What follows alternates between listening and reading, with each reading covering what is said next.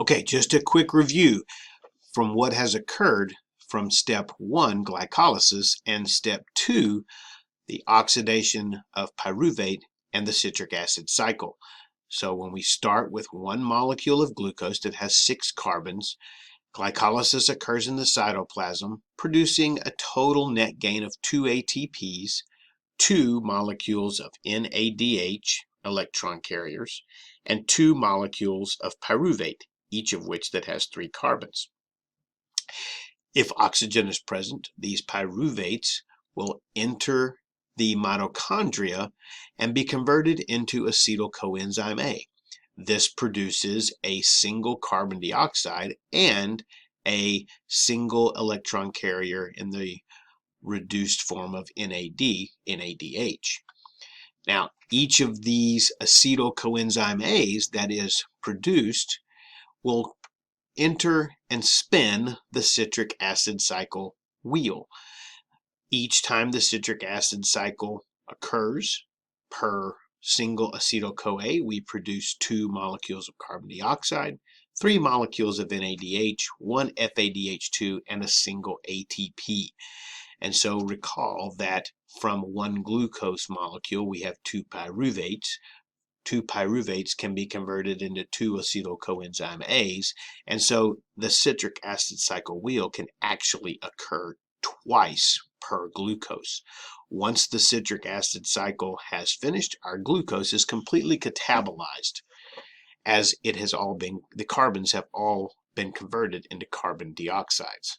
So we end up with 4 ATPs, 10 NADHs, 2 FADH2s, and our 6 CO2s. Where's all the energy? Well, it's tied up in these electron carriers, NADH and FADH2. And it's these electron carriers that play the biggest role in oxidative phosphorylation. And oxidative phosphorylation is going to occur on this inner or cristae membrane. Now, there's 2 steps to oxidative phosphorylation: electron transport and chemiosmosis. Now, notice that these occur spatially with enzyme or protein complexes on the cristae membrane. So this is the electron transport chain that we'll talk about in just a moment. And this is the ATP synthase protein that occurs in chemiosmosis. Now, we remember that the cristae was highly folded, and this was to increase surface area. This again maximizes the amount of surface for the electron transport chain. Now, the electron transport chain does just what its name implies. These molecules of NADH and FADH2 are going to be oxidized as they lose their electrons.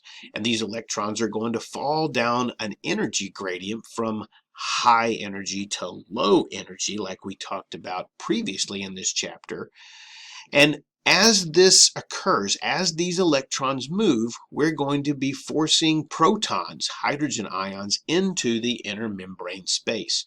So if we want to look at this diagrammatically here, we can see that these high energy electrons are coming to us with our NADH and our FADH2s. And these electrons will oxidize the substances that they leave and reduce the substances that they gain as they pass down this electron transport series of proteins. Now, I'm not interested that you know all of these intermediate enzymes and their names, but what I do want you to understand is that we're going from high energy to low energy. And as these electrons move, they are creating hydrogen ions. Now, remember that at the very end, somebody has to accept, or something has to accept, these electrons. And these electrons are finally going to be accepted by oxygen. Remember, oxygen is the final reduced substance, and it grabs the electrons plus 2 protons to make a water molecule. We're going to call this metabolic water, and we'll talk a little bit more about metabolic water in a little bit. Now, chemiosmosis is the step where the ATPs are going to be made.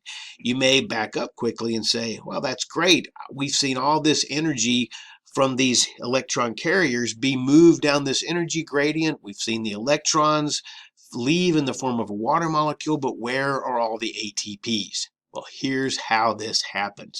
So our inner membrane space has become very acidic with all of these protons, and these protons would like to diffuse across this membrane from an area of high concentration to low concentration. This complex protein called ATP synthase facilitates this.